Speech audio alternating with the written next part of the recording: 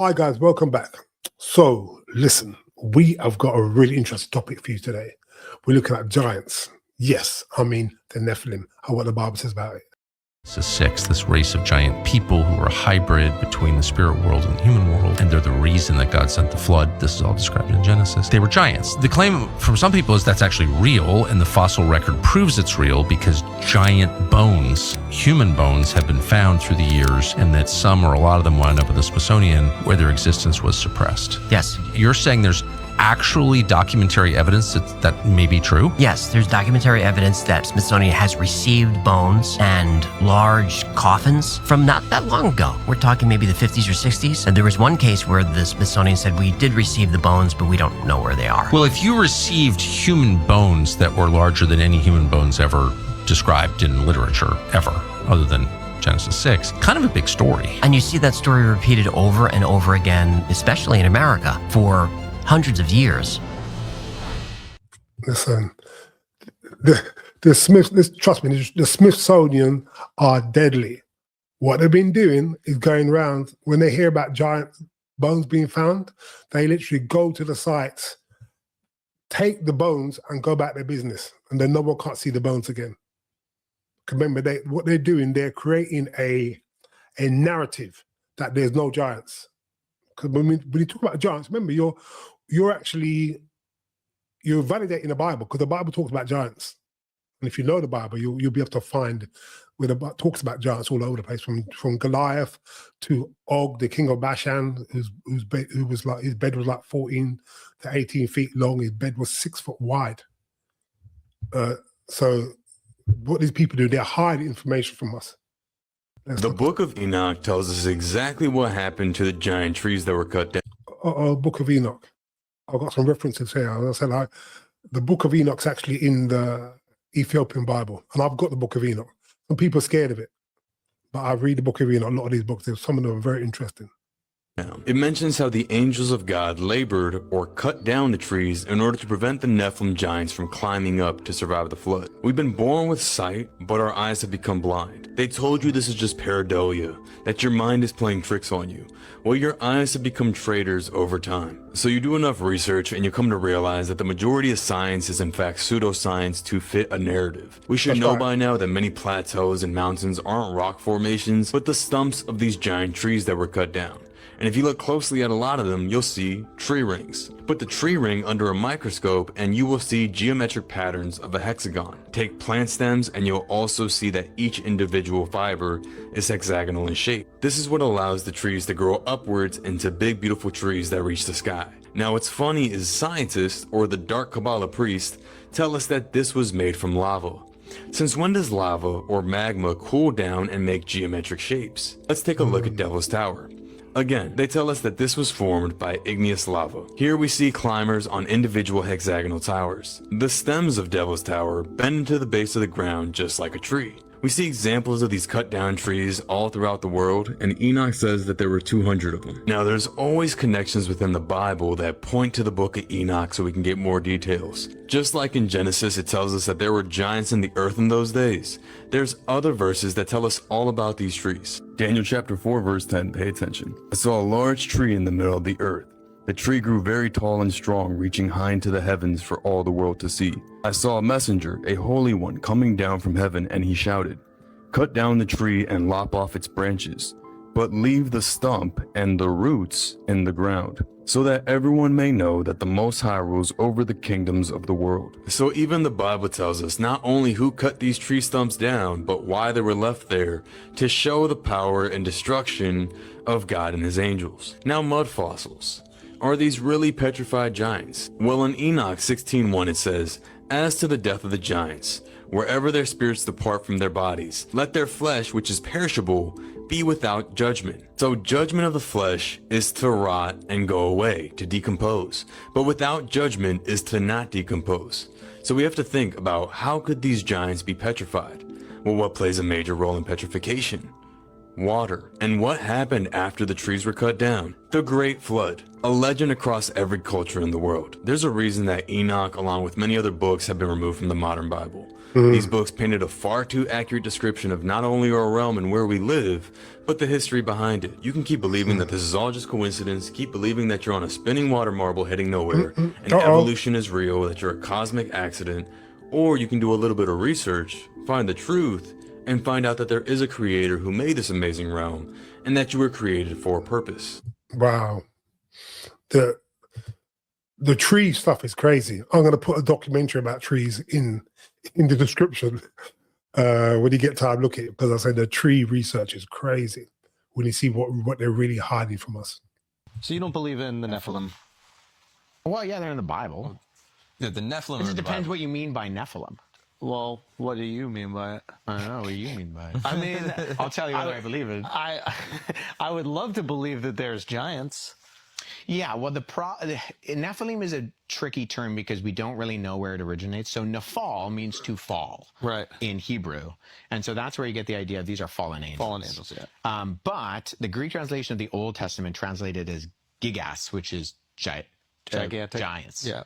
So, and then they pop up later in Canaan when what's his face? Goliath.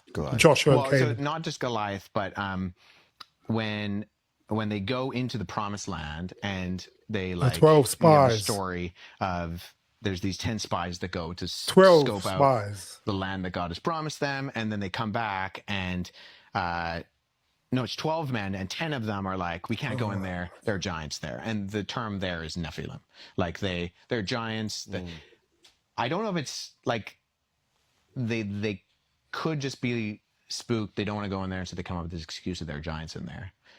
But because the idea of the flood is that they were destroyed, right? So everybody dies, including the Nephilim.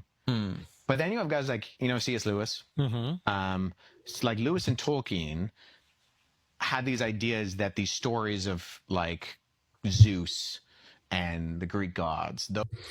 Let me stop this guy here. Let me stop him right in his tracks. Another so-called expert. It says in Genesis chapter 6, verse 4, it says there were giants in the earth in those days, and also after that. So he's talking about after the flood. So there were giants before the flood and after the flood. Those were like echoes of cultural remembrances of these heroes of old, men of renown, which is what they're called in Right. Genesis chapter 6. Which is kind of a cool idea. So I don't know what they are. do you believe in giants? I believe that there were giants, yeah. When you say giant, How what do you big? mean? Yeah. I don't know. Like Andrew's a giant. Game of Thrones? You're a giant to me. Everybody's a giant to me. Yeah. I'm 5'7". That's 400. Yeah, but I'm 5'7". I couldn't grow tall, so I had to grow wide. All right, fair enough. Like Game of Thrones giants, dudes who are just a little bit taller. I mean, So the you go down to Hebrew- Sudan, you see guys that are 7 feet, they look like giants. So, Yeah, you know. yeah. The Hebrew Old Testament says that Goliath was 9 feet tall, but the Greek translation of the Old Testament says that he was like, I think it was 6'5". So it's like Could just be a word for really tall people. it's really tall people. And I would imagine in a time. Everybody's kind of small back. Goliath was about 10 feet tall. And what he's talking about is when he's talking about 12 spies, he's talking about Numbers chapter 13, verse 30 to 33. And in 33, it says, this is what the 10 spies said. We saw the Nephilim there, the descendants of Anak, come from the Nephilim. We were like grasshoppers in our own eyes. We looked the same to them. We looked like grasshoppers. So we must understand, if Goliath was like 10 feet tall, Shaquille O'Neal, you all know the basketball player, he's about 7'1". So we're talking about Goliath is like 3 feet bigger than him. And when you look at other books, they say that the giants were different sizes. Even there's a reference to a guy called Og of Bashan, the king of Og, in Deuteronomy 3:11. And it says that his bed was between 14 and 18 feet long. And his bed was 6 foot wide. So these people talk about man is 6'5". He's talking, I don't know what he's talking about. Yeah, but you don't have food readily available. Yeah. And if there is a tribe that has tons of food, they grow big, and then they look like giants. Is that being reductive to the religious text? I don't know. No, not necessarily. It's tricky because it's not like these stories tell you what you need to know, not what you want to know. And so often we have to like speculate, which is where you get the Book of Enoch. Sometimes you hear people talk and they're meant to be Bible experts, but you wonder, do they actually believe the scriptures? That's why you have to be very careful, because you've got some people go to university and the people teaching them, they might have degrees in theology, but some of them don't even believe in the Bible. Like an animal. But then I've seen men become not people. Like literally. This guy is from the bloodline of the Rothschilds. And in another video, I hear him talking about all kind of stuff. So he goes into some very deep stuff, but he's a believer now. Literally not be the people. Yeah. Okay. And there is like lycanthropy, and there's these understandings of what the watchers are capable of doing that most people are just woefully ignorant of. And that's why they're perishing. It's because they lack a basic understanding of history. And one of the predominant understandings of what a watcher, specific class of celestial beings, is capable of is augmenting itself. They can shapeshift. That is by their nature. They're literally called metaschizmadzotoi in the Greek, in the New Testament. And it's because he says it's marvel not, because Hasatan, you could say like transforms himself. That's a good word for it. But he shapeshifts himself into an angel of light. And his messengers, his apostles, disciples, they do the same thing. And he's like, this is because they are capable of becoming anything they want to be in order to deceive on one side of the equation. And that's what they'll do. And so when people start engaging in these necromantic rituals and other stuff, and they start to seek the embodiment of these celestial ones, they can get these things on them and in them, and they can't contain them. And some of these guys who are messing with this stuff, who don't come from the bloodline, are incapable of cohabitating like a parasite, and they feed off of each other and they can't handle it. And so that's why families are recruited from these bloodlines, and children are recruited out, even if they don't know anything about it. Like you said, the vast majority of people who come from these bloodlines, there's a lot of muddying of the waters. There's a lot of purity that's been changed. There's a lot of half-breeds. There's a lot of quarter breeds, right? There's a lot of people that don't know this stuff, and they start to get into lesser magic. And all of a sudden it's like the doors of everybody open to them. But that's why. It's because they can host these things better. Whereas those that don't, they get taken over by this stuff, and they can't change back. They can't return, in a sense. Like, people become completely possessed and are incapable of expelling the darkness after that. And who do you turn to? You're like, you're going to go to the Catholic guy who's all into the same thing that you're into, you know? Like, most people don't understand what a real deliverance is required for somebody that has gone down this far down, where they are the consuming people. Like, that's a deep, devastating psychological, spiritual shock, physical, your liver, like the health. This is why I'm a huge into health, because I've physically had to try to find ways to help people who have done all of these things. Like, the consumption of human blood does horrific things to the human body, you know, and this is a major practice within this. These families do drink blood. That's why we have these vampire class of people. It's not some kind of myth. People consume blood in order to extend their life force.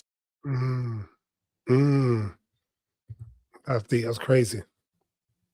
This is the Ollantaytambo ruins in Peru. And according to the mainstream, these massive, giant staircases and steps were built by the Inca.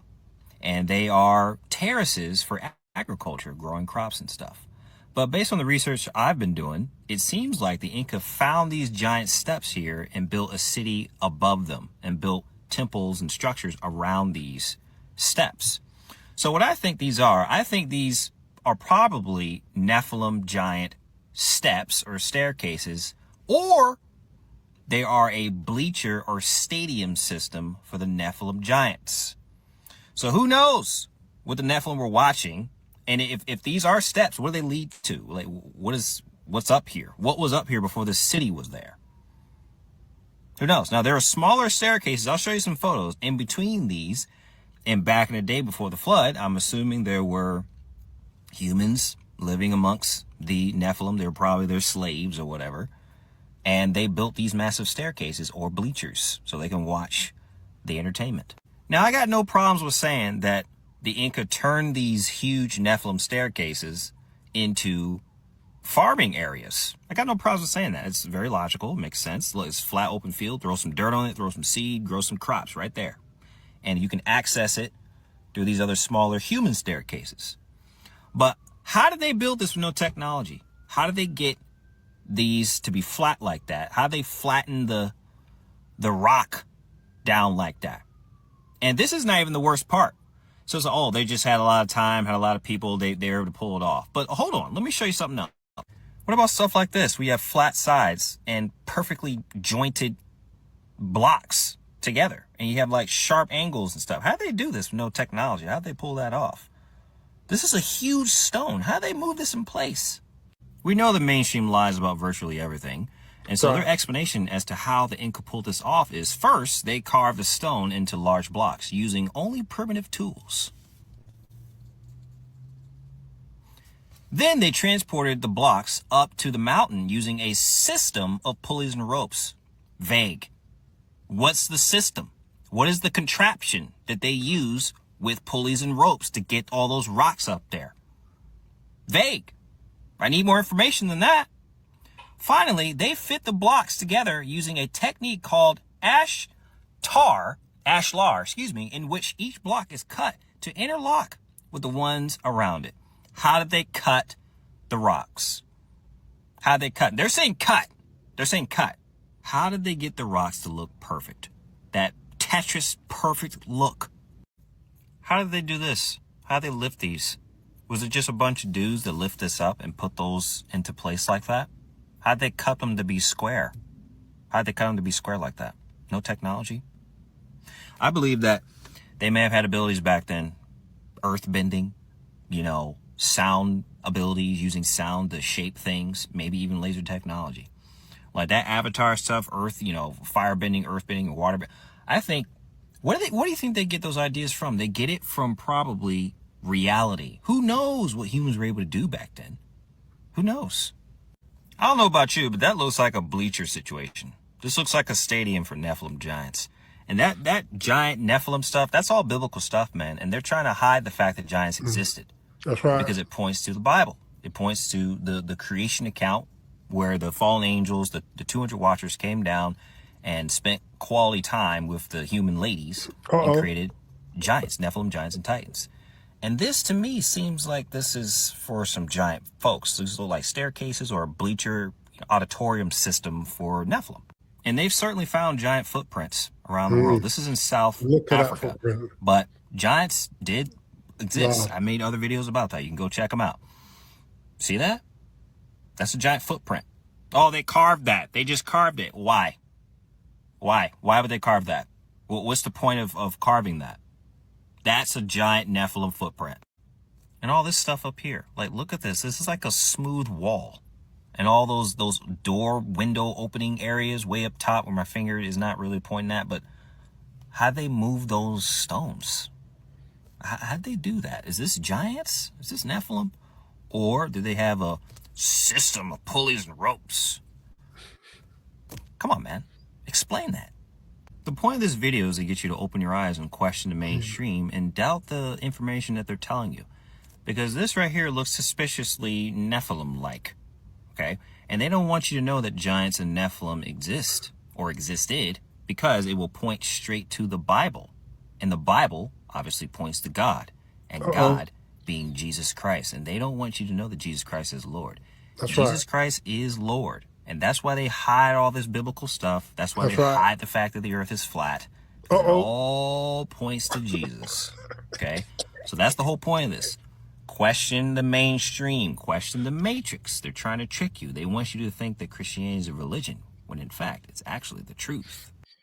There were giants on the earth in those days. That was the offspring of human and angels. They became giants. These angels saw that women were beautiful and they came and started sleeping with women. He said the angels who left, who did not keep their proper domain, and afterward the sons of God came to the daughters of men and they bore children to them. Those were the mighty men who were of old, men of renown. That kind of mighty angels turned themselves to become humans, thinking they will born human. They gave birth to giants. So the women women didn't know that they have power to give birth. Their womb should be secured, protected, and they allowed fallen angels also. So it became a problem in the earth. The reason why demon can live in human is because demons was produced by fallen angels and human. Those giants, a woman and fallen angel. So that is why a demon can be comfortable in a human body, because we were part of the production of demon. Angels and human combination produce demons. Demons are not angels. Demons are disembodied spirits of those giants that was killed by the flood. When these people were destroyed by the flood, those giants' children, they became demons, because the body died, the spirits did not die. The flood only killed flesh, not spirit. That's why you can see a giant man in your house is a spiritual husband, because he's a product of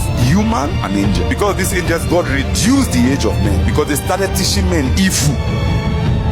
Made it very plain. It says in Jude, the book of Jude 6, and the angels who did not keep their positions of authority, but abandoned their proper dwelling. These he kept in darkness, bound with everlasting chains for the day of judgment. So because they've come down and had sexual relations with women, these angels were bound until the day of judgment. All right, since y'all absolutely lost your minds over part 1 of the book of Enoch, let's talk about the part nobody warned you about. The Nephilim, the giants. So in the book of Enoch, when the Watchers come down and start messing around where they didn't have any business, the result wasn't just chaos, it was offspring. These beings were called the Nephilim. And no, that word don't mean people who were kind of tall. That's church cleanup language.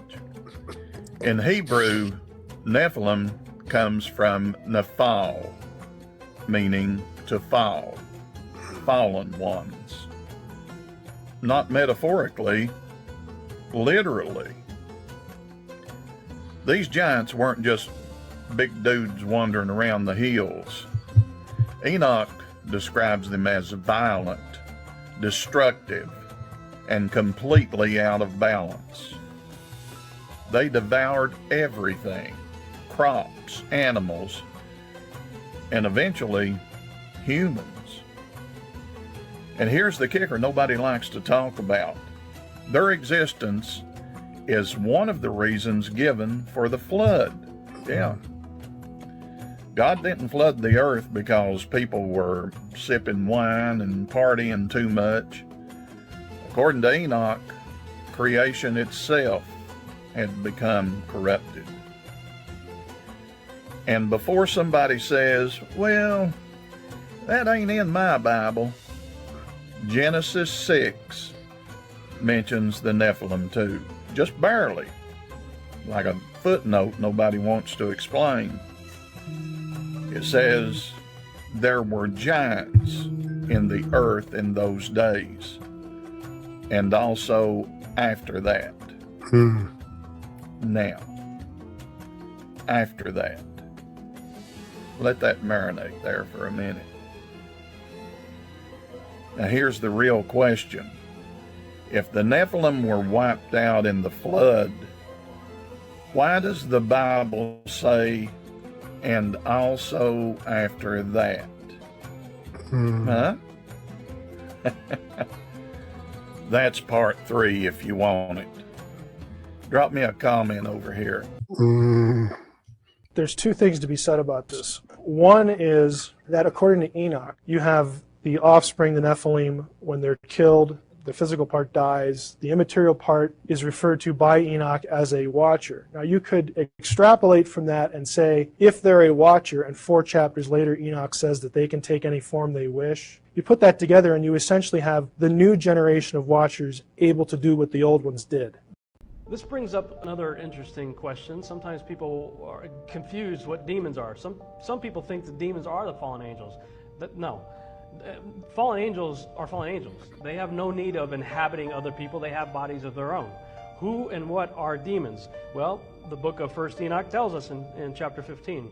And now the giants who are produced from the spirits and flesh shall be called evil spirits upon the earth. And on the earth shall be their dwelling. Evil spirits have proceeded from their bodies because they are born from men, and from the holy watchers is their beginning and primal origin. They shall be evil spirits on the earth, and evil spirits shall they be called. And it goes on to talk about that the spirits of the giants afflict, oppress, destroy, attack, do battle, and work destruction on the earth and cause trouble. They take no food, but nevertheless hunger and thirst and cause offenses. This is where demons come from. They are the disembodied spirits of the Nephilim. God created angels in heaven. They have an estate. So as Jude says, they left their first estate. They have a body.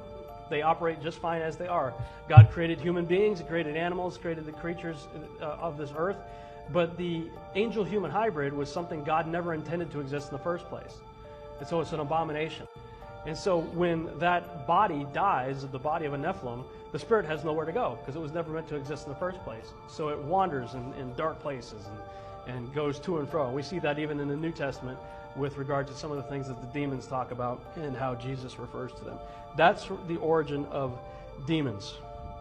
And Minister Dante Fortson has just recently posted a blog that on the subject of demons, and he had some very interesting insights that I had never seen before in the Hebrew reckoning of Deuteronomy 32:17, which says, "They sacrificed unto devils, not to God, to gods whom they knew not, to new gods that came newly up, whom their fathers feared not."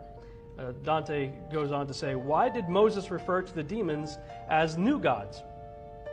He goes on to use the word Elohim, which is translated as gods. Moses uses two words used specifically for real spirit beings, which are shade and Elohim. He was not simply referencing idols. If the demons are new and came newly up, what was Moses talking about? And he says there are two different words used here for the word new.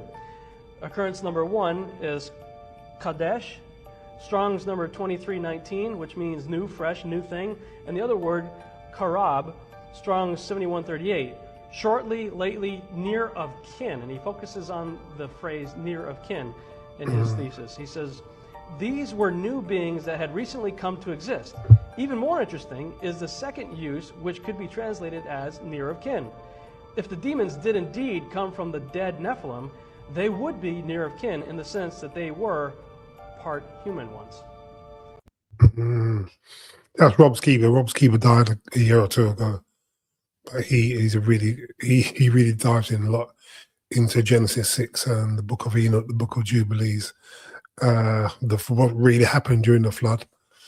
A bit more about giants and also about a lot of things, even to do with the Tower of Babel, what was really going on, and how massive it was. Welcome to part 2 of the real reason that we invaded Iraq, because you and I have been lied to our entire lives. In part 1, we talked about how an archaeologist discovered the ancient city of Uruk in modern-day Iraq, and then he discovered the tomb of Gilgamesh, and coincidentally, a few months after, we invaded Iraq. Well, buckle up, because this goes so much deeper than just his tomb. Now for this video, we have to go back to the days immediately following the flood, and this brings us to Genesis 10. Genesis 10 is the genealogy of Noah. Genesis 10:1 tells us that the 3 sons of Noah were Shem, Ham, and Japheth. Down it says Ham had Cush, and then Cush had Nimrod. So Nimrod in the Bible is Noah's great-grandson. Now why am I talking about Nimrod? Because Nimrod is Gilgamesh. In the Bible, we learn that Nimrod established a very large kingdom. He was essentially the first king of the world, and it also says that he ruled over all of the other sons of Noah. Now, because of this, there were many different peoples that would write about Nimrod. It was their personal account of who Nimrod was.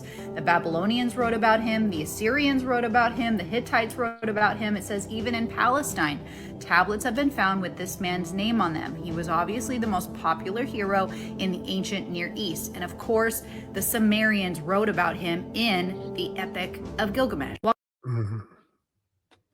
Yes, very interesting. There's also a story about the giant on Kandahar. When the Americans went into Iraq, they actually found a giant who was around, I think, about 16, 17 feet. He killed some of the soldiers, and they actually killed it, and we brought it back on a helicopter, and the soldiers were sworn to secrecy to never talk about it.